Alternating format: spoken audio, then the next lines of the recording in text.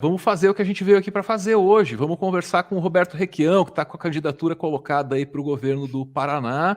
Vamos ouvir as ideias dele para o Estado e, claro, para a política nacional também. Aí, para conversar com o Requião, a gente recebe o Tássio Denker, que vai entrar aqui agora. Tássio é um dos nossos juristas favoritos, tem um canal aqui no YouTube, roteiriza aqui com a gente também. Tássio, está ouvindo a gente? Como é que tá?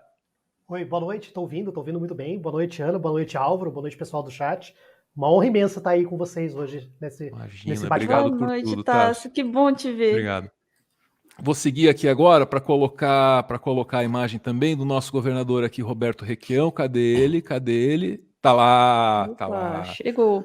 Roberto Requião, muito obrigado por estar conosco, viu? Tá mutado. Tá mutado, governador. Clicar ali no... Isso aí. Enorme. Prazer enorme bater um papo com vocês. É o que me falta, comunicação, né? O nosso rato botou 161 milhões no orçamento de propaganda e eu tenho uma dificuldade danada para atingir as rádios e as televisões. As televisões nem se fala, né? Há mais de 10 anos que eu não dou uma entrevista no Paraná. Eu não os tratei como queriam, né? Lembra do governo? Eles queriam 2,5 bilhões de verbas. E disseram, se o Requião não fizer isso, nós vamos bater nele de manhã, de tarde, de noite. Eu tirei do orçamento e passei a me comunicar pela educativa, pela rádio educativa e fazendo licitação, quando era necessário, num assunto público, com as rádios do Paraná. Elas faziam um pool, elas podiam apresentar uma capacidade de alcance com a soma das suas capacidades. Foi um troço bacana. Democratizei. Para o pessoal do resto do Brasil que não conhece, a relação do Roberto Requião com a imprensa, que eu chamo imprensa local, viu, governador? Sempre foi um pouco conturbada, mas ele teve um tipo de gestão única aí nesse sentido, né? Escolheu fortalecer a TV educativa, chegou a fazer parceria, eu acho, com a Telesur, estou enganado, governador? Sim, né? Fizemos uma parceria para colocar uma ideia que não fosse uma ideia da geopolítica norte-americana em discussão no Brasil. Então é uma coisa muito rara, assim, duvido que tenha acontecido igual ou parecido aí pelo Brasil. Só que tudo isso virou terra arrasada, né, governador? A TV que passava documentários interessantíssimos ali e tal, virou o quê? Uma TV de turismo agora, não é isso? Virou uma, eu não sei que eu nunca mais liguei esse negócio. Não tem sentido algum. Eu liguei uma vez ali, fiquei decepcionado, assim, também deixei passar, mas era uma coisa que empolgava a gente, sabe? Era uma coisa que empolgava a gente. Governador, vou abrir aqui para a Ana, eu acho que ela quer ouvir o senhor aí sobre a polarização nacional, alguma coisa aí nesse sentido, é isso, Ana? Vamos lá. Ana, você manda. Governador, muito obrigada pela sua presença, é um prazer recebê-lo aqui no canal e poder conversar um pouquinho a respeito, né, do Brasil e do Paraná também. Eu queria começar falando de um tema que a gente estava discutindo agora há pouco e que tem sido recorrente nos últimos tempos, obviamente, e nos últimos dias de uma forma muito cruel, que é o tema da polarização, entre aspas, né? A gente tem visto muito, especialmente na mídia hegemônica, um discurso que põe a culpa da violência, em especial, em que o Brasil está mergulhado, né? A gente viu aí o assassinato do Marcelo esses últimos dias, enfim, põe a culpa dessa violência toda numa entidade imaterial. A culpa é da polarização, que é uma forma, né, de isentar de alguns aspectos, né, o bolsonarismo pela responsabilidade, mas também tentar promover aí terceiras, quartas, quintas, 20º vias. Tem como a gente lidar com essa imagem de uma polarização imaterial aí, né, e acima de tudo, que não é um agente político, né, específico, como que a gente escapa dessa estratégia de linguagem aí? Na verdade, Ana, a polarização no Brasil foi provocada pela Rede Globo e grandes televisões, né? Um partido de bandidos, de corruptos, todos os políticos eram corruptos. A Globo batia em cima disso, ela louvava o Sérgio Moro de uma forma extraordinária. E, de uma forma geral, as eleições presidenciais do Brasil sempre ficaram com 2 candidatos, os outros desaparecem. Eu acho que o que existe hoje é uma decepção dos eleitores do Bolsonaro. Eu, por exemplo, não os chamo de bolsomínios nem de gado, porque eles tiveram uma esperança num governo diante daquela exposição da falcatrua da estrutura política. Mas há uma decepção brutal hoje em relação a isso. E o Lula, que foi injustiçado, que foi sacrificado naquela lava-jato totalmente manipulada do Moro e do Deltan, passou a ser o creditário da indignação popular. Eu, por exemplo, quando diz, não, nós temos que fugir do fascismo no Brasil, eu acho que isto é uma tentativa de diminuir a visão nacionalista e progressista da candidatura de oposição, que é a candidatura do Lula. Isso não existe no Brasil, na verdade. Agora, lembro o Álvaro e Tássio, Ana, do Marshall McLuhan, naquela Revolução Francesa, que eu participei, andei por lá, eu era meninão e andei por lá, que o meio é a mensagem. O discurso bolsonarista da utilização da violência, das armas, leva à violência. Não há dúvida alguma que o que aconteceu em Foz do Iguaçu, onde morreu o Marcelo Arruda, que era meu amigo pessoal, quando eu fiz a minha caravana lá, ele tirou fotografia junto comigo. Ele tinha sido candidato a vice-prefeito de Foz do Iguaçu, era o tesoureiro do PT de Foz do Iguaçu. Aquilo foi estimulado pelo discurso. O meio é a mensagem. O discurso do Bolsonaro provoca essa exacerbação, que eu acho que não é nacional, mas ela pega minorias mobilizadas e transforma isso na possibilidade de um acidente como esse de Foz do Iguaçu. Simplesmente terrível. Agora, o que eu digo isso? Nós estamos num processo democrático e eleitoral. Álvaro, na democracia, o voto é a arma do soldado cidadão. Nós temos que estar desarmados e resolver essa mudança necessária de reconstrução do país com o voto da população civil firme e bem informado. Eu vou voltar nesse assunto logo mais. Antes, vou abrir para o Tássio aqui, governador. Bom, boa noite, governador. É uma grande honra estar participando aqui dessa conversa com o senhor. Eu que já fui, talvez, subordinado do senhor, eu sou servidor público estadual aqui do Ministério Público no estado do Paraná. Então tem direito de falar mal de mim.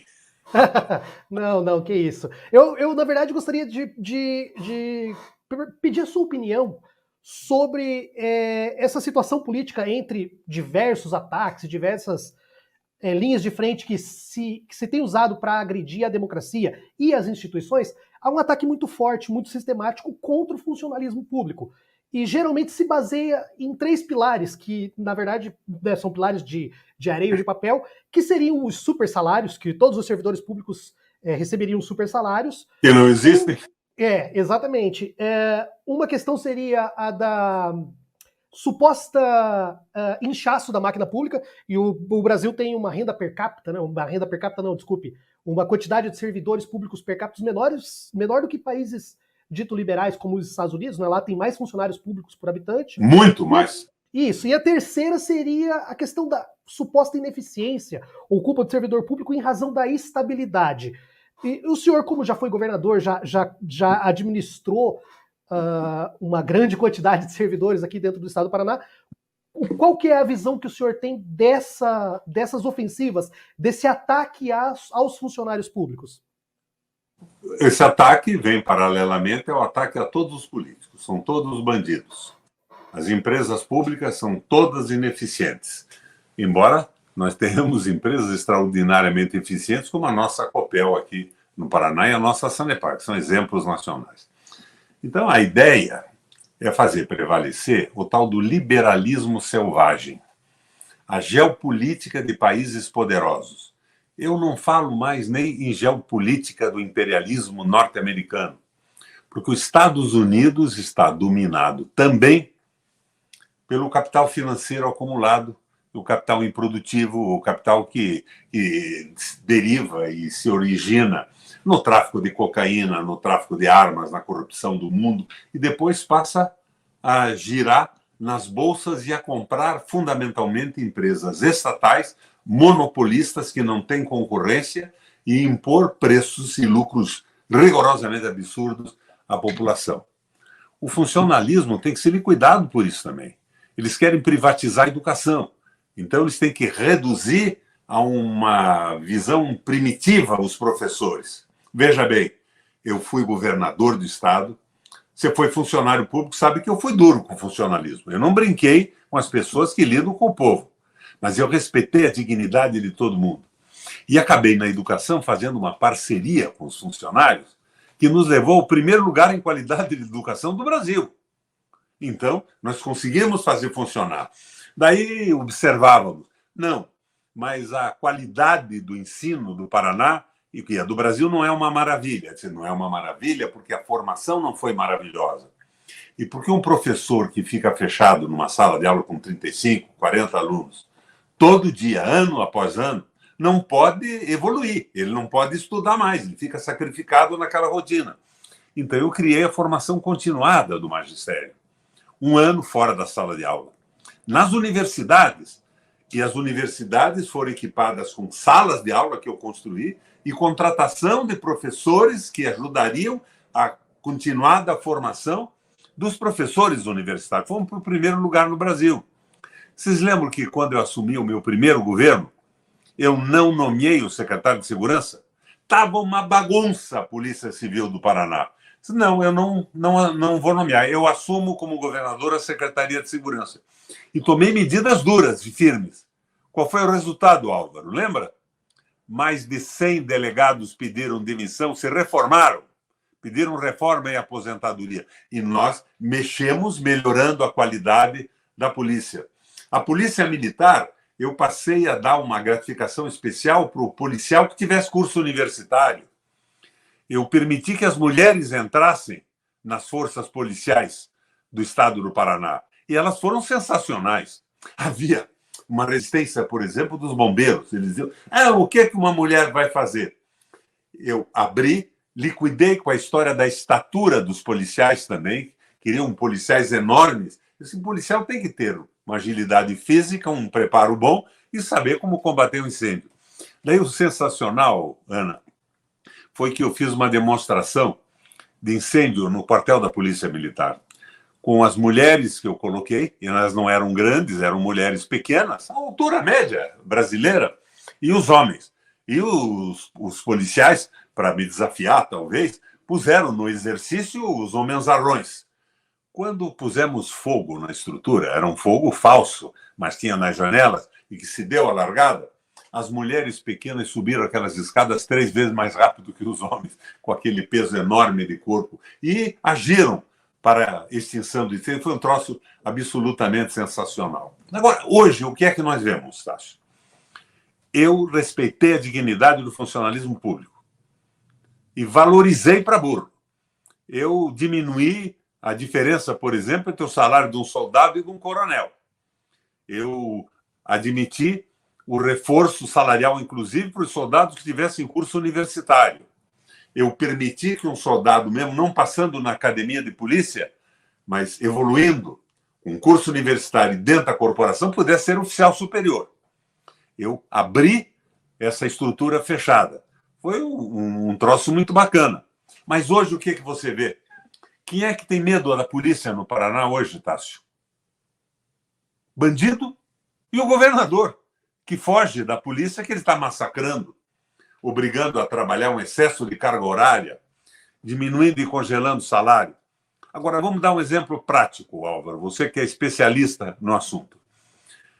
O governo do Paraná colocou no orçamento do ano próximo um orçamento de desistência de imposto, exoneração de imposto, de 17 bilhões de reais para as multinacionais que chegam no Paraná. Eles dizem que estão atraindo empresas, mas nenhuma vantagem dessas empresas para as regiões que precisam ser industrializadas e para a garantia de número de trabalhadores e de salário. É uma coisa pavorosa. Quanto custaria hoje a reposição salarial, Tássio, você que foi ou é funcionário do Estado, para repor a perda de 8 anos a cada ano? 4 bilhões e 500 milhões de reais. Mas nós estamos dando isenção de 17 para as multinacionais. É um governo que se incomoda com o povo mais.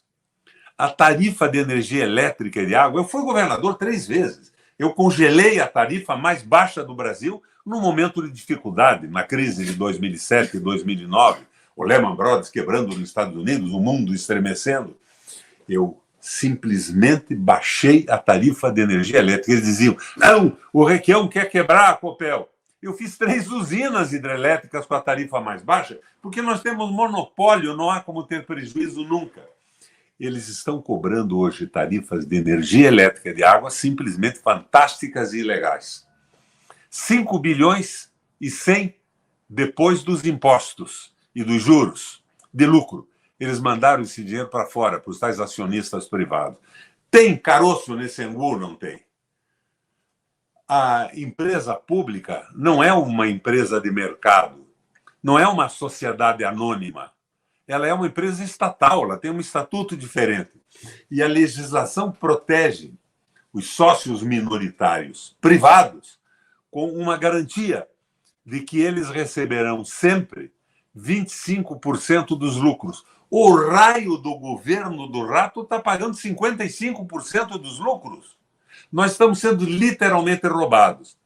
E os diretores da Copel e da Sanepar, o presidente, vai para uma live pública, um blog, e diz o seguinte: a Copel é a empresa dos sócios do mercado, ela é uma empresa dos acionistas, não é uma empresa do Estado do Paraná.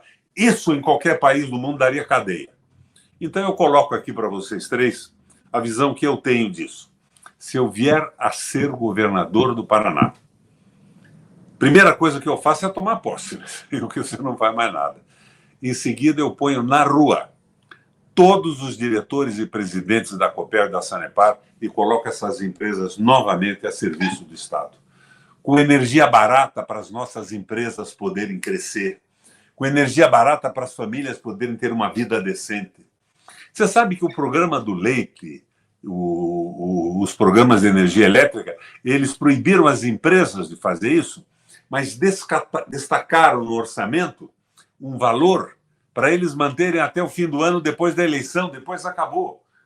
É uma treta, uma empulhação danada. Então, a minha conclusão, Álvaro, pureza d'alma, fui governador 3 vezes. Eu fui presidente do Parlamento Europeu Latino-Americano com sede em Bruxelas. Presidi aquilo por 2 anos. Eu fui presidente da seção brasileira do Parlasul e do Parlatino. Tinha um escritório em Montevidéu e um escritório no Panamá. Eu aprendi muito com esse movimento liberal no mundo, com os erros, com os acertos.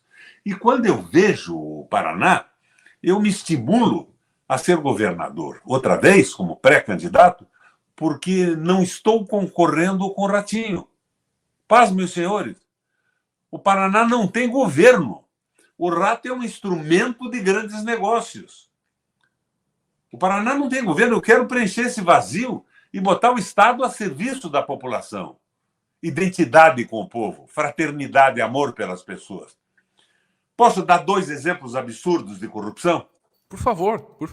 Fica à vontade, Quando eu governador. terminei o meu último governo, Álvaro, o meu secretário do litoral era um cara maravilhoso. Na minha opinião, o melhor urbanista do Brasil e um arquiteto monumental. Forte Neto era o secretário do litoral. Nós demos uma olhada em Matinhos, nós queríamos fazer um engordamento da praia. O que é engordamento da praia? Você faz uma draga, tira a areia do alto mar, aumenta a praia e a área de lazer das pessoas que utilizam a praia no verão. Bacana. Estava pronto. O custo era de 50 milhões de reais. Já faz 10 anos que eu saí do governo. Isso, Mas o era senhor deixou o projeto só, né, governador? Só para explicar projeto direitinho, e né? o tal do Pessutti, que me sucedeu, não fez nada. Também foi um desastre a minha sucessão, do meu sucessor, e não gostei também de muita coisa dos outros governos. Bom, daí eles resolveram fazer o engordamento da praia. Em primeiro lugar, tem, parece que, 8 empresas associadas. Para que 8 empresas num projeto que vai botar uma draga, jogar areia na praia? Por que 8 empresas?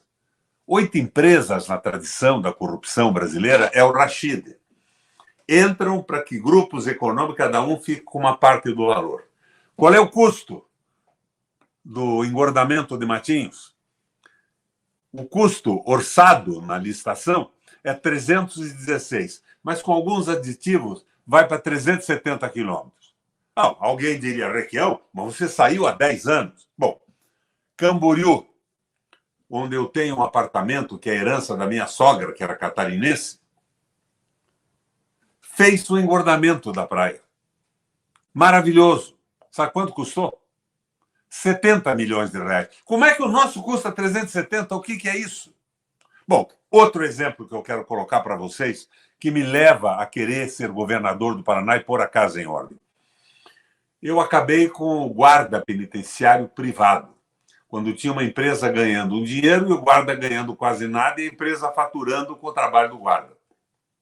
O Rato agora resolveu contratar alguns guardas penitenciários através de uma empresa. Ele fez uma licitação. O ganhador da licitação receberá por mês, por guarda, Tássio, 22 mil reais. O salário do guarda vai ser 3.800 reais. Como é uma relação privada, vai haver o 13º, férias proporcionais. Então vamos exagerando achar que o salário dobra. Vai ser 7.600. Mas o empresário vai receber 22. Não é um caso de cadeia de polícia isso? E é um guarda despreparado. O guarda penitenciário tem que ser carreira, ele tem que ser formado, uma formação continuada, ele tem que se elaborar ideologicamente, ver o que ele vai fazer na vigia das penitenciárias públicas. Então, é por isso que eu acho que nós estamos sem governo e que nós precisamos de um governo que pense novamente em energia barata para as nossas empresas. Eu dei um desconto de 75% no custo da energia noturna para as propriedades rurais, grandes e pequenas, para as pocilgas, para os grandes galinheiros, para a trituração de cereais, era das 7 da noite até as 7 da manhã, 75%. Por que eu dei? De noite os rios correm, Álvaro, da mesma forma que de dia. E eles giram as turbinas. E ninguém usa energia de noite. Daí diziam, o Requião vai dar um discurso, vai dar um desconto, vai quebrar a Copel. Se quebrar como? Eu vou levantar o orçamento da Copel, porque esse pessoal que não utiliza à noite vai utilizar e nós aumentamos o faturamento da empresa. Agora, é tudo o contrário. Eles querem privatizar a Copel, privatizar a Sanepar. E o Rato diz, naquela entrevista que ele fez com a UOL e a Folha de São Paulo, que ele é a favor da privatização da Petrobras e a favor da privatização da Eletrobras. Isso é uma loucura total. O Brasil tem dono. O Brasil precisa ter um projeto de desenvolvimento nacional conhecido para ser respeitado pelos outros países e respeitar os outros também. E a grande oportunidade, Tássio, é agora. Por quê? Porque este domínio do comércio no mundo está sendo questionado por esta peleia entre a Rússia e os Estados Unidos, onde a Ucrânia é a bucha de canhão. Agora, nesse momento, nós devíamos nos levantar com um projeto nacional. Nós queremos respeito e dignidade como país. Nós temos um processo civilizatório que está avançando.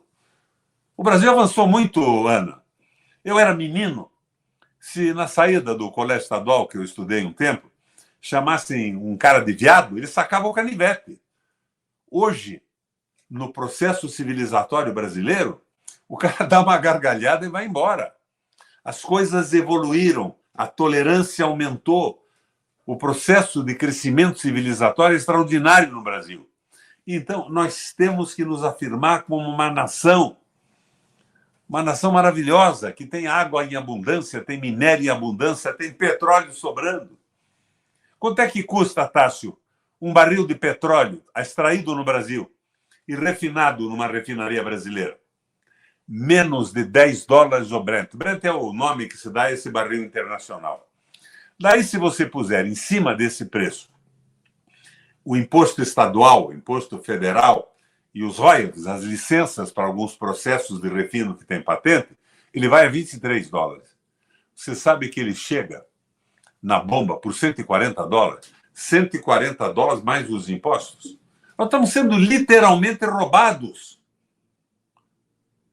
Eu gosto muito quando batem na Venezuela. Pau na Venezuela. Você sabe por quanto você enche um tanque de carro na Venezuela? Com 50 litros. Preço de hoje? Com R$8. Você vê, não é possível. Agora, a Venezuela tem outros defeitos, né? Apesar de ter essa gasolina barata extraída em solo venezuelano, eles não conseguem articular um projeto de desenvolvimento. Nós temos que ter muitas críticas a esse processo. Mas o problema é que não existe esse preço internacional do petróleo. Isso é um roubo. Nós estamos sendo roubados e esse dinheiro vai para fora. Esse dinheiro devia ir para a educação, para a saúde, para o desenvolvimento do país, para a eliminação do subdesenvolvimento de regiões mais pobres. No Paraná, no Brasil, em cada estado. Isso não acontece. Então, é isso que me estimula. Agora, Álvaro Borba, você sabe quem é esse cara que está falando aqui, esse tal de Requião, né?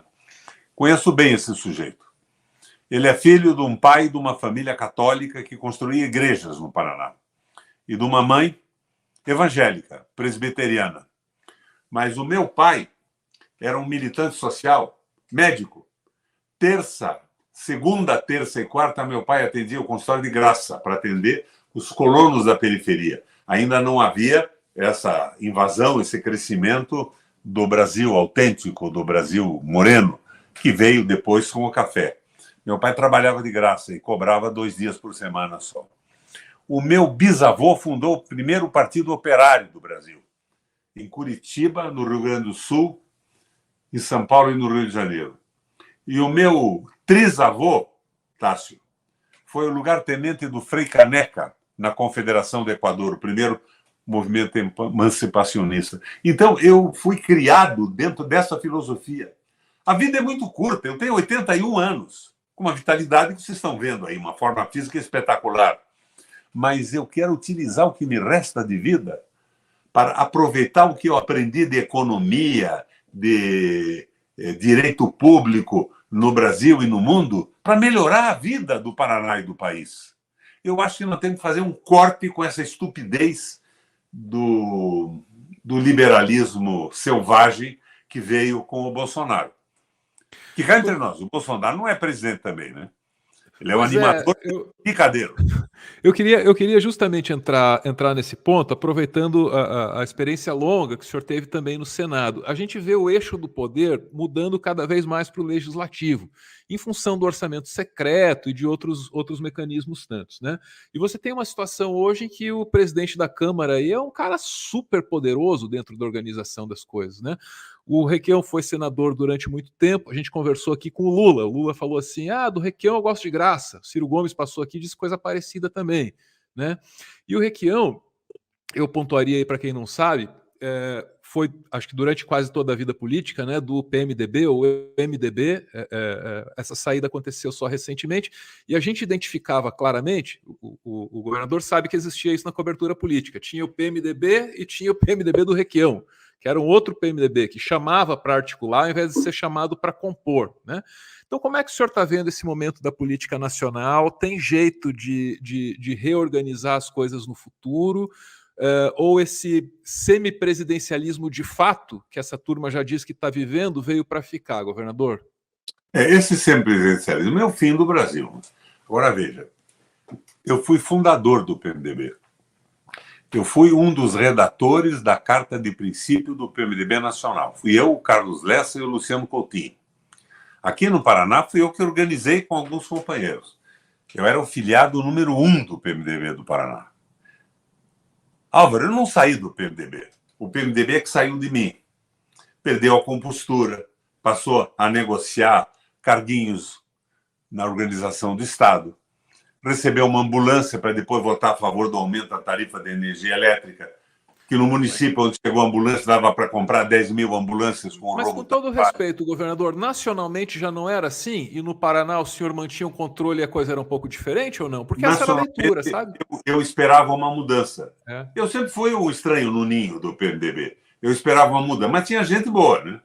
O Pedro Simon era meu parceiro, era um cara limpo, limpíssimo. Então, o PMDB, que era o partido das classes populares, desligado das decisões do grande capital, na linha que o Papa propõe hoje, né? O Papa diz: o dinheiro é bom se ele organizar uma fábrica no município, se ele trouxer uma tecnologia que não se conhece, se ele garantir empregos e salários para o povo poder ter acesso à saúde, à educação, à cultura e à felicidade, mas ele não pode mandar no mundo. E ele cita a Bíblia. Não se pode servir a Deus e a Mamon. Mamon é uma palavra hebraica que significa dinheiro. Você não pode servir ao povo e ao dinheiro. É o que está fazendo o governo do rato hoje. Está servindo aos muito ricos e aos milionários, esquecendo a população. Querem privatizar empresas públicas, entregar para grupos de investidores com dinheiro que a gente não sabe nem de onde veio. Então, eu era um contestador no PMDB. Aqui, o PMDB do Paraná, eu entrei, fundei, mas depois o PMDB se fundiu com o PP. Você lembra disso, Álvaro? Você é experimentado, é bom falar com você. Eu quis ser candidato a prefeito. Daí os donos do partido, quem eram os donos do partido? O município queria um candidato a prefeito, ele procurava um cara com dinheiro para poder pagar os cabos eleitorais, gastar na campanha, e foi acabando aquela visão ideológica que o Papa gostaria que o povo tivesse e os partidos tivessem a respeito das coisas públicas. E eles lançaram outro candidato. Uma manhã, eu trabalhei nas comunidades de base. Eu me inspirei nas ideias do Manuel Castells, que era um sociólogo espanhol, na organização de associações de bairro para lutar por direitos da população mais pobre das cidades. Uma manhã apareceram na minha casa alguns delegados do partido. Nós tínhamos diretórios, subdiretórios na cidade inteira, e disseram o seguinte: Requião, os teus adversários do PMDB estão nos chamando num escritório dos capos do grupo deles, e eles estão nos oferecendo dinheiro para votar contra você. Eles estão tentando comprar os votos dos delegados. Bom, eu achei que tinha inicialmente perdido a convenção, porque o nosso pessoal, Tássio, era muito pobre, era o pessoal da vila, a gente brigava por uma torneira, por coleta de lixo, por uma valeta canalizada para não ficar aquele cheiro e aquela infecção toda na vila. Era uma luta dura, esse pessoal era muito pobre. Mas daí me acendeu uma luzinha na cabeça. E eu disse para eles: companheiros, vamos aplicar uma treta nessa gente. Vamos arranjar emprestada aí 5 ou 6 combis velhas. Vocês vão pegar essas combis e vocês vão em cada subdiretório e cada diretório, recolhem os delegados que vão votar na convenção e levam no escritório deles. Vocês pegam essa grana. Agora eu quero dizer para vocês, eu não tenho dinheiro para começar essa campanha. Eu estou entrando suportado no trabalho que eu faço junto com vocês, como advogados de sindicatos e de associações. Vão rachar comigo isso? Vocês vão lá, pegam o dinheiro deles, me trazem a metade aqui e votam comigo. Eles riram muito. Porque se eles fossem me trair, eles iam ficar com a consciência culpada. Eu dei o escape. Eles riram, pegaram as combis, foram no escritório dos ricos do PMDB e no fim da tarde, nesta casa que eu morava, que comprei do BNH, onde eu estou conversando com vocês, moro há 44 anos, a mesinha da sala da minha casa estava repleta de dinheiro. Foi como eu comecei a campanha e dei um banho na convenção. Era a minha convivência com o PMDB. Essa eu não conhecia. Essa eu não conhecia. Ana, abre para ti. Eu quero puxar um ponto de uma fala um pouco mais cedo do governador. Primeiro eu ganho, depois eu tenho que assumir. E eu quero usar essa frase para falar um pouco do clima de insegurança e instabilidade, né, que está circundando essa eleição, especialmente no âmbito federal, claro. Né, para botar em todas as palavras, especialmente ligada ao Exército Brasileiro, né, que anda pondo questões aí sobre as eleições brasileiras. A gente pode esperar conflito e como lidar com ele, né? O que a gente está pensando aí, tanto no Paraná quanto no Brasil, para lidar com a possibilidade, primeiro, O que me preocupa, sumariamente, é que a gente possa realizar eleições e uma vez realizadas, que a gente possa garantir que o seu resultado seja respeitado, né? Ana, eu sou oficial da reserva do Exército Brasileiro. Fiz CPOR, sou oficial da cavalaria. Da reserva não remunerada, eu não recebo dinheiro do Exército. Mas não existe esse risco. Esse risco do atentado e da revolta tem por trás o capital financeiro que quer forçar a campanha do Lula a assumir posições mais favoráveis aos interesses do capital financeiro internacional, de vender ações públicas e tal, meter medo para fazer eles se acomodarem. Claro que tentaram cooptar o Exército Brasileiro, algumas vantagens para os oficiais superiores e tudo. Mas cada oficial do Exército Brasileiro tem um cunhado que não é militar. Tem um tio, uma tia que não é militar. Tem parentes que se envolvem com ele e estão sofrendo o que eu sofro. Ontem de manhã eu fui comprar 1 litro de leite aqui no festival, perto da minha casa. R$ 8,90. A cada semana eu vou com a minha mulher fazer uma compra e o mesmo dinheiro compra muito menos mercadoria. O povo brasileiro está decepcionado. Eu não quero nem entrar na linguagem mais violenta, eu não quero entrar na jogada do Marshall McLuhan. O Bolsonaro é absolutamente inadequado para presidir o Brasil, pelo seu comportamento, pela falta de respeito com as mulheres, pelas bobagens que diz, e por essa entrega que ele era contra. Ele queria fuzilar o Fernando Henrique lá atrás, quando vendeu a Vale do Rio Doce, ele está vendendo tudo. Então ele está a serviço do mercado financeiro e o presidente do Brasil é o Guedes, a serviço do mercado financeiro. É um enfeite. E nós estamos vendo, ontem, venderam a Gaspetro, 51% da Gaspetro. Para que isso, meu Deus? Para que grupos internacionais passem a ganhar com o excesso de preço da distribuição de gás no Brasil? Venderam os postos de gasolina, de distribuição da Petrobras. Nós temos que retomar isso tudo. Tem um professor de Direito de São Paulo, Berkovitz, que tem feito entrevistas. Nós temos como retomar isso tudo. Por exemplo, a Sanepar, a Copel, aqui em Curitiba, eles fizeram uma reunião e mudaram o estatuto.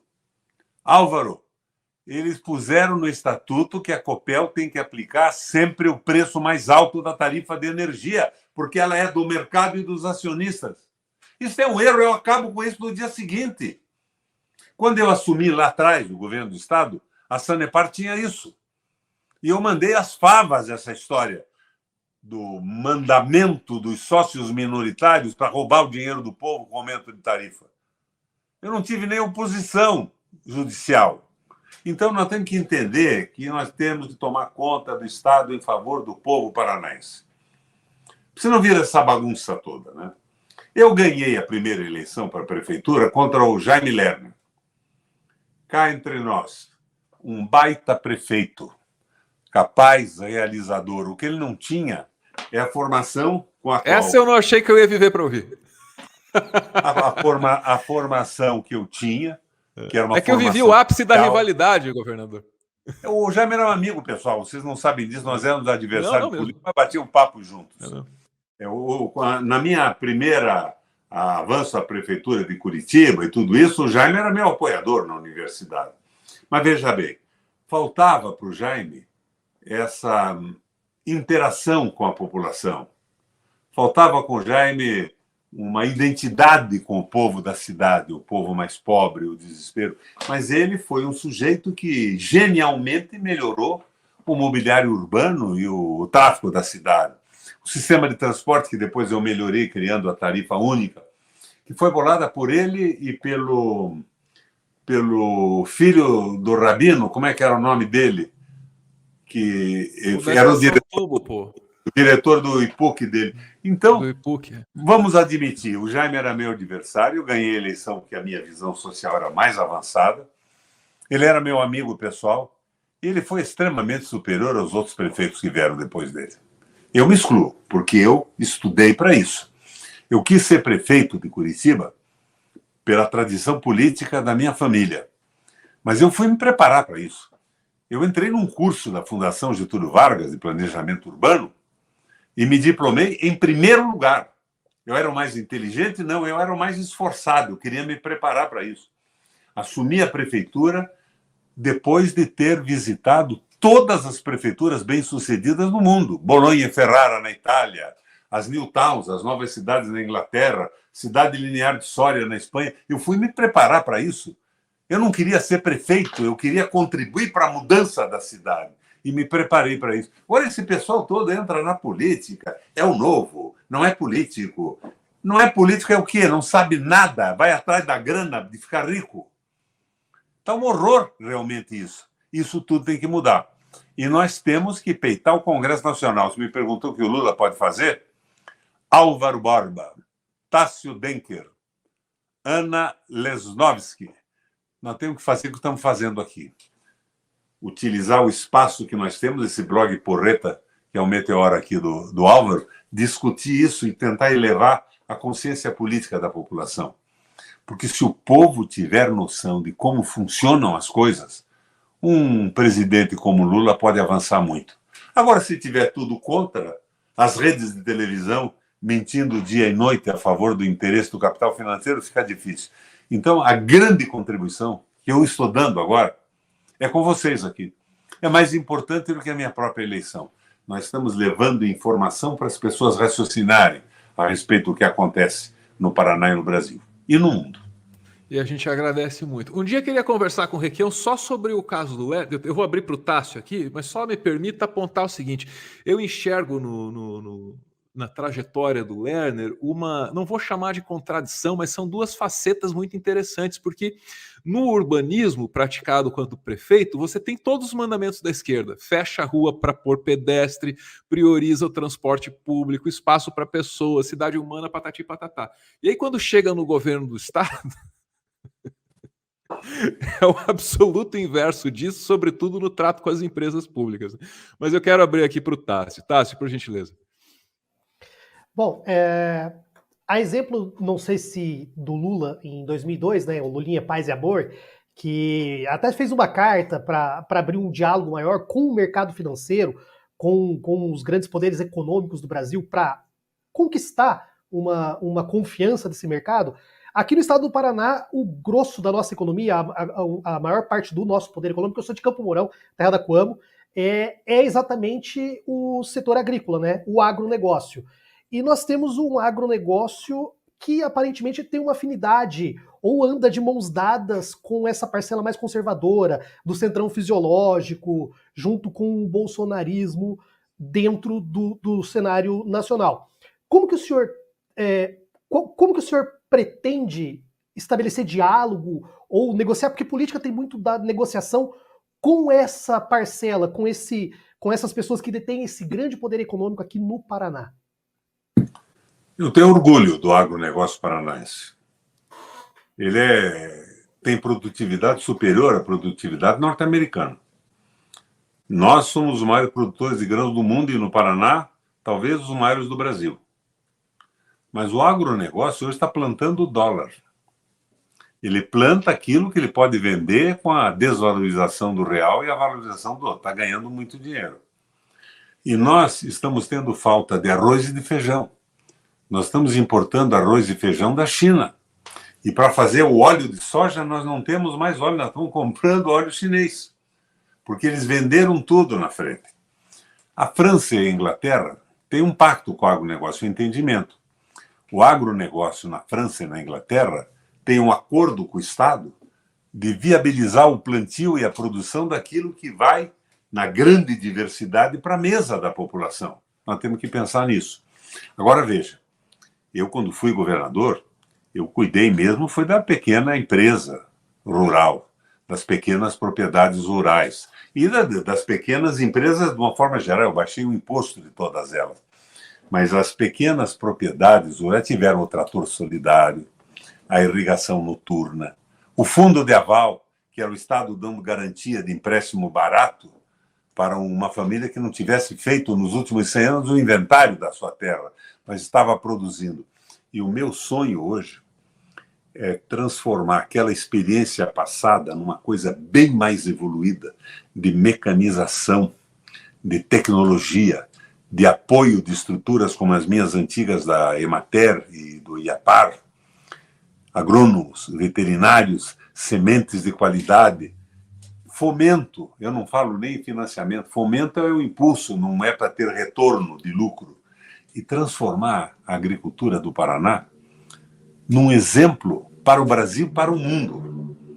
Vou me suportar nas ideias da França, da Inglaterra, e vou apoiar os pequenos e médios agricultores para que sejam mecanizados. Você sabe que no meu governo, ô Álvaro, você que está meio distraído aí, nós conseguimos evitar o êxodo rural. Os jovens decidiam ficar na terra porque nós estávamos dando apoio, então eles viram, com esse governo que é parceiro, nós podemos progredir. E não é só a visão da agricultura familiar rural, que é de subsistência. Eles viam que eles podiam produzir mais, podiam produzir para a população, botar alimento na mesa do povo. É o meu sonho de, neste próximo governo, se eu chegar lá, transformar o Paraná num exemplo para o mundo de produção agrícola diversificada. Eu acompanho muito a China, sabe? Fui muitas vezes para lá. E eu tinha uma paixão pela agricultura rural chinesa. Famílias produzindo arroz em áreas alagadas. Mas a China tem mais de 1,5 bilhão de habitantes. E hoje, a China mesmo está construindo cidades inteiras novas para tirar o pessoal do campo e abrir a perspectiva do campo trabalhar numa produção mais intensiva, de maior quantidade de produtividade. Nós temos que entender isso também. Não pode ser uma coisa meramente bucólica, mas é o respeito à dignidade do agricultor. É respeito, por exemplo, que não teve o Sérgio Moro quando prendeu 11 agricultores supostamente fraudadores da merenda escolar que foram absolvidos depois. Essa história é terrível. O pessoal foi buscar iate em Irati. A história aí, para quem não conhece, né, governador? A gente tinha um programa, né, que trazia o quê? Era comida para a escola. Daí o agricultor, às vezes, sei lá, queimava o tomate porque deu geado. O cara entregava rúcula. O Moro falou assim, aí tem corrupção. E prendeu um monte de pequeno agricultor. Mulheres muito simples, famílias sem pai nem mãe, sem nenhum escrúpulo. Coisa horrível. A falta de empatia com a população, uma falta de identidade com o sofrimento dos trabalhadores, falta de fraternidade. E quer ver. Olha, você sabe que quem levou o Moro para o Congresso Nacional fui eu? As 2 primeiras vezes, eu a Gleisi, a Vanessa Graziutin, nós convidamos o Moro para ir lá expor, porque a gente achava que lutar contra a corrupção era fundamental. Agora, de repente, nós vimos, quando saiu o Intercept, que não havia nada contra a corrupção. Era a serviço da geopolítica, do capital financeiro vadio, que não produz nada e quer dominar tudo, principalmente a eletricidade, os minérios, as terras raras, o petróleo e o domínio da nação com a escravização do trabalho. Nós temos que reverter isso tudo. Foi um erro nosso. Eu torci. Você acha... Tem ligação direta entre essas figuras da Lava Jato e interesses internacionais, governador? Ou é conspiração? Tem ligação. O diretismo se viu na Intercept.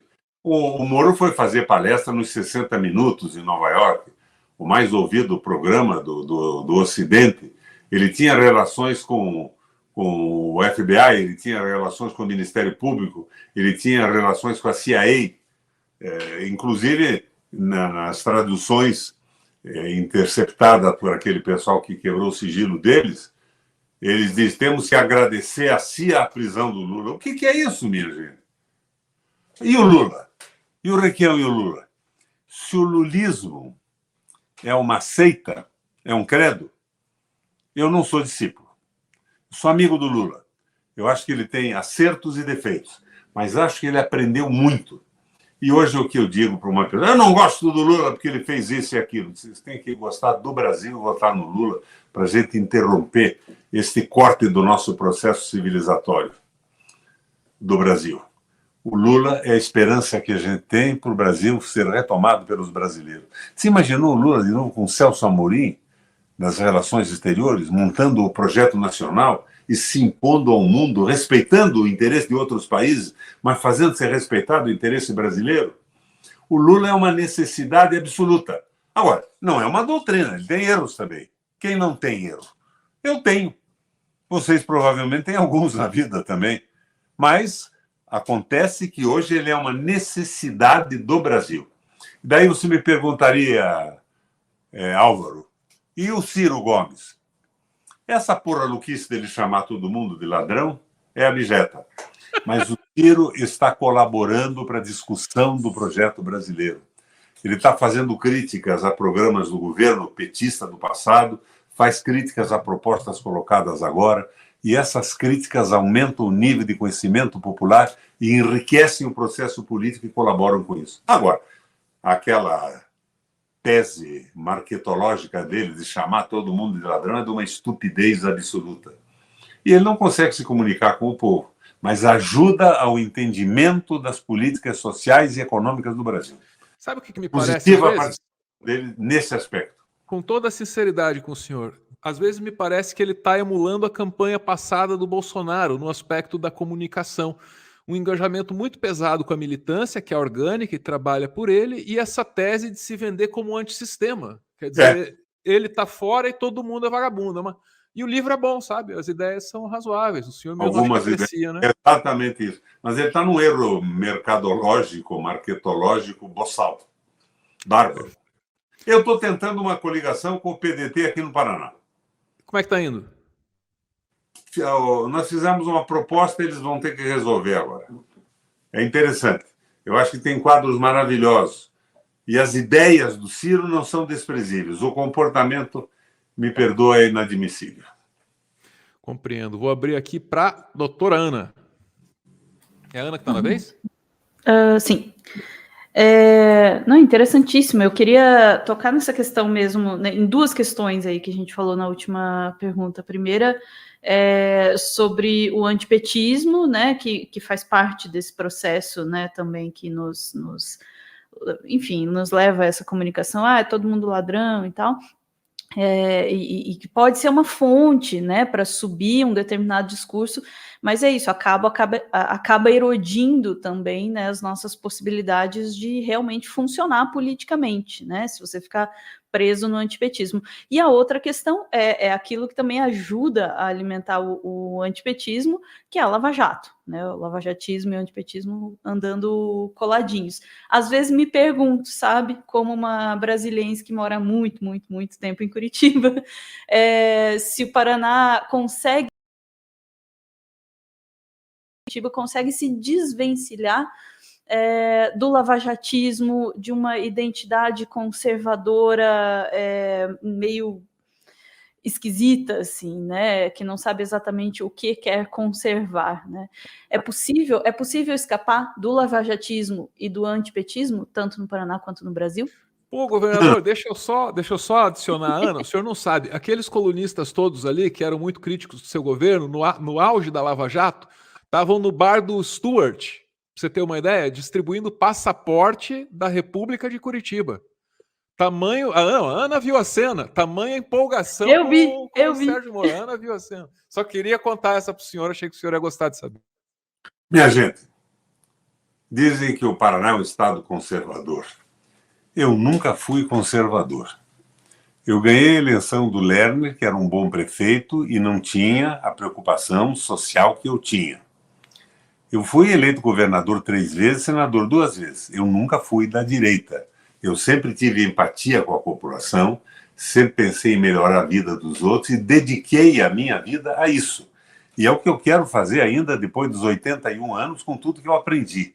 Eu quero retribuir ao povo do Paraná tudo que ele me deu, em qualidade de vida, em desenvolvimento, em empregos bons, bons salários e produção, industrialização do Estado.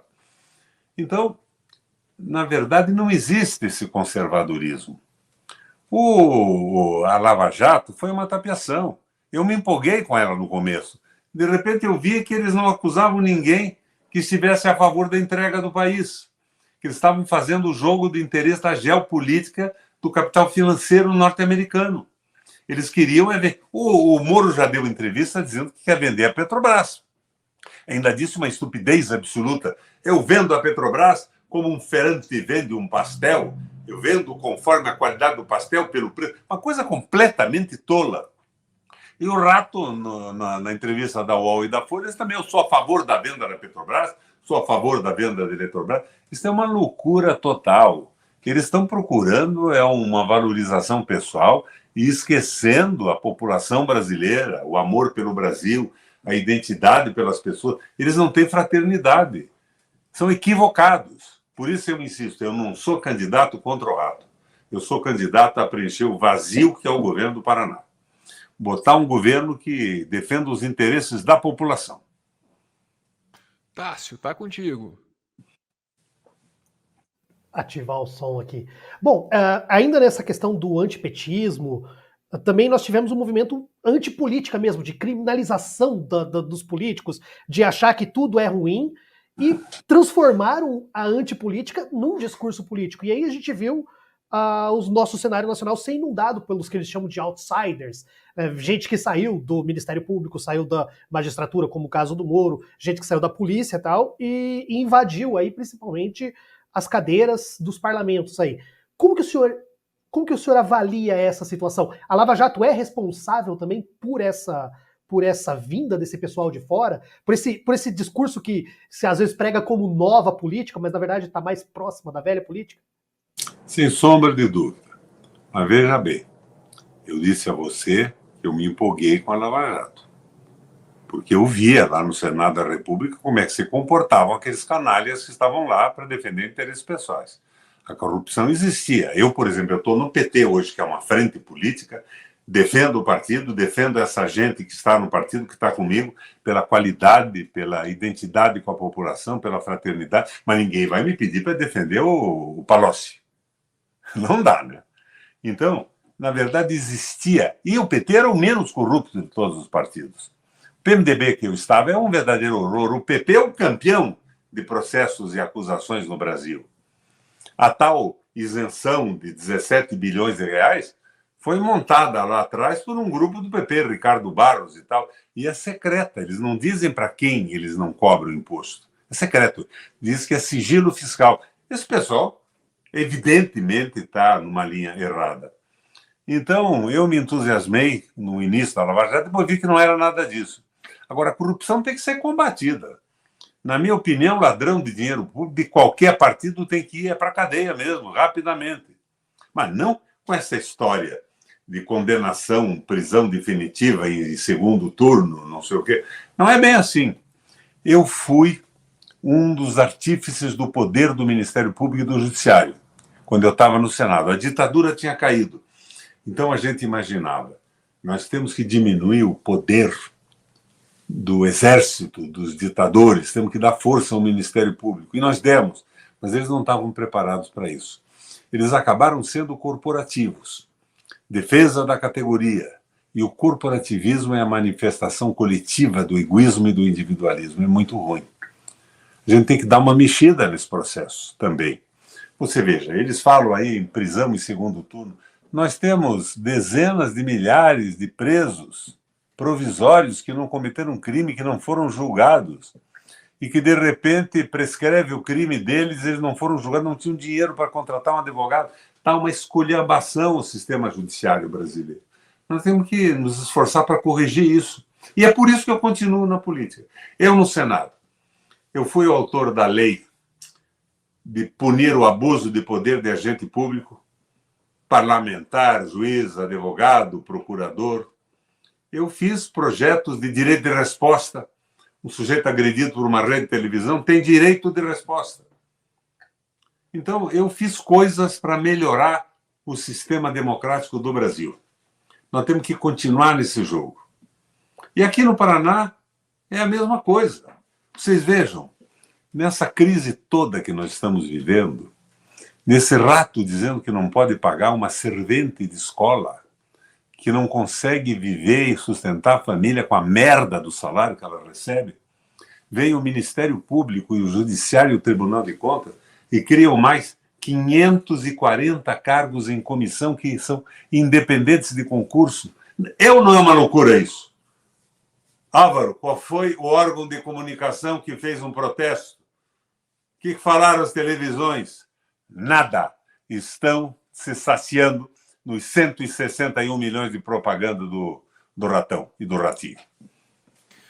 Governador, eu vou precisar aproveitar aqui a sua presença para ajudar a explicar para o Brasil essa parte importante da política paranaense que faz diferença aí para todo o território nacional. Tem muitas figuras aqui que começam ou terminam aqui que estão em voga, né?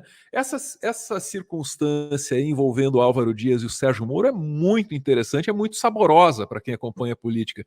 E é difícil de compreender, só para voltar um pouquinho no tempo. O Álvaro Dias é o cara, é um dos que estimula o Sérgio Moro a entrar para a política, chama ele para o Podemos, que é um partido pequeno. Aí acontece alguma coisa lá, o Moro briga, vai para esse União Brasil, que é um partido grande, mas não trata ele assim com toda a pompa e circunstância que o Podemos parecia estar tratando. O evento de hoje, do anúncio lá da candidatura ao Senado, era um evento deveras humilde, viu, governador? Para quem conhece a cidade, os salões disponíveis para alugar, etc. e tal. Uma coisa meio pequena, assim, para o tamanho dessa celebridade que já foi o Sérgio Moro. E ele está arriscado a concorrer com o Álvaro Dias. Eu custo a entender isso, porque eu nunca tomei o Álvaro Dias por um tolo, né, para chamar o Moro, daí ser traído. O que é essa história? Que avaliação o Requião faz, hein? A leitura. Olha, o Moro entrou no Podemos, é com PH esse partido, né? É uma forma diferente de escrever Podemos. E disse que gastou 2 milhões de reais. Ah, deixou a conta, né? É verdade. Na internet, tudo, deixou a conta e foi para o outro. E atropela. O Álvaro Dias atropela todos eles. De repente, o Moro quer apoio do Ratinho. O Álvaro quer apoio do Ratinho.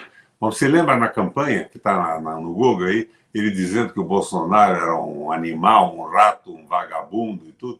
Tá na internet para quem quiser ver. Agora ele quer uma coligação e um apoio com o Bolsonaro. E o Bolsonaro já disse que não quer ver o Álvaro nem pintado. Então é uma bagunça danada. Agora, apoiar o rato para o Paraná continuar sem governo? Não. Por isso que nós estamos nesse jogo. E eu estou negociando com vários companheiros de vários partidos a possibilidade de ampliar nossa coligação. Eu quero uma frente mais ampla. Compreendo. Quem está na vez aí? É a Ana ou é o Tássio? Estou meio perdido. É a Ana? É o Tássio? É a Ana? Eu ia dizer, pode... Não. Você primeiro, não. Você Para primeiro. encerrar aí, que nós temos que liberar o governador também, pô.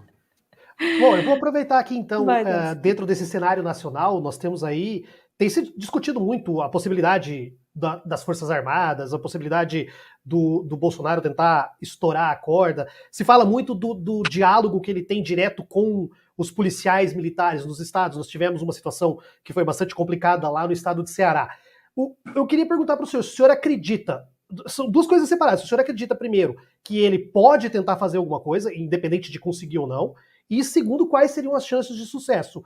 E se aqui no Paraná, o senhor como conhece bem as nossas forças policiais, se ele contaria com a adesão, o apoio das forças de segurança pública aqui no nosso estado? Tássio, eu conto com o apoio para a minha pré-candidatura da Polícia Militar e Civil do Paraná, quase que integralmente. As pessoas que apoiaram o Bolsonaro já entenderam que foi um erro. Ficam meio quietos, mas entenderam que foi um erro. Não vai haver nada disso. Agora o Bolsonaro é porra louca. Você lembra que ele queria dinamitar as centrais de água do Rio de Janeiro? Por isso que ele foi expulso do Exército, deram a possibilidade de uma reforma. Ele é um doido. Ele é um doido. Agora, ele era contra a privatização de empresas estatais, está privatizando tudo.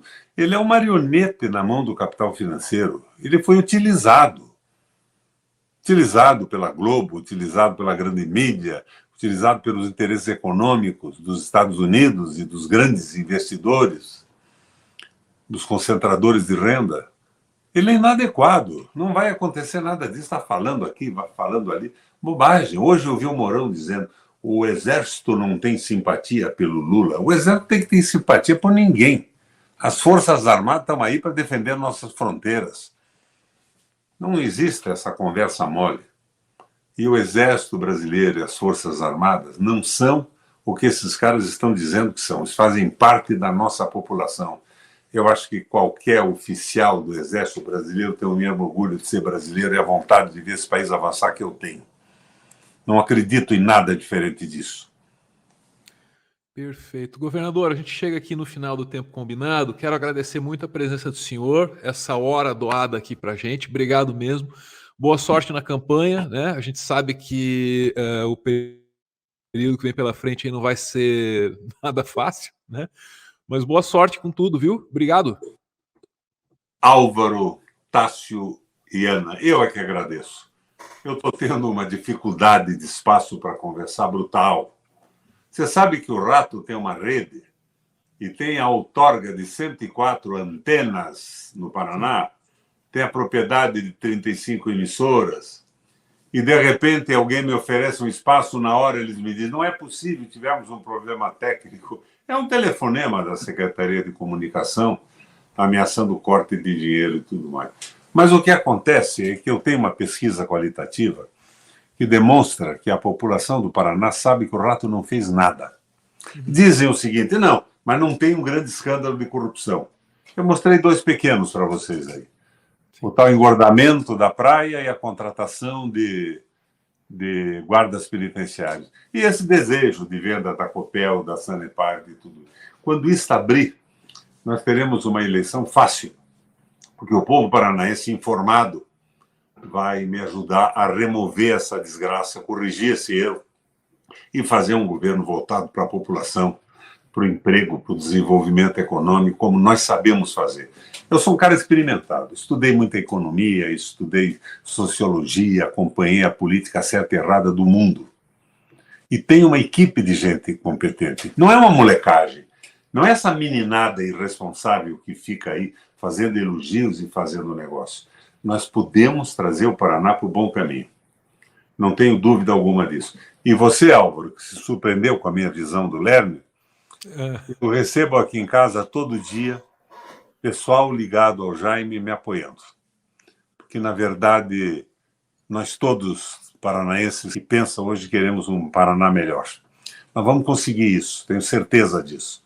E vou ter que trabalhar muito nesse governo. Vai ser um jogo pesado e duro. Mas eu tenho experiência, competência e tenho equipe para fazer isso. Nós vamos ganhar essa parada pelo Brasil, não é pelo Requião. Eu já fui governador 3 vezes, não tenho ambições pessoais envolvidas nisso. Eu fui presidente do Parlamento Europeu Latino-Americano, Álvaro. É muito mais importante que ser presidente do Brasil. Eram 45 países do mundo. E a gente estava lá comandando aquele processo e discutindo o desenvolvimento. Então, nós queremos ajudar o Paraná a sair dessa entaladela e de pessoas inadequadas completamente no comando da Assembleia Legislativa e do governo. Agradeço, uma satisfação enorme o espaço que vocês me deram. Valeu, de coração, estou extremamente grato. Um abração e boa noite. Fica convidado para voltar, viu, governador? Quero só complementar por último aqui, dizer que cobrir seus governos foi a minha verdadeira escola de jornalismo. Passei 8 anos olhando para os governos do senhor. Falando mal de mim. Mas aprendi muito, Eram tempos mais simples, governador. Éramos felizes e não sabíamos. E a crítica melhora os governos, ela tem que existir. Mas a crítica não é a predação da Lava Jato, botar gente séria na cadeia, botar agricultores, homens e mulheres na cadeia. O que é isso? Que loucura é essa? Mas a crítica é fundamental. E eu sou jornalista como você sabe disso. Eu sei disso. Sou advogado, planejador urbano e jornalista. Para chegar aqui citando McLuhan tem que ser. Onde eu fiz jornalismo, eu cursei o curso de teologia também. Um abraço. Obrigado, governador. Valeu.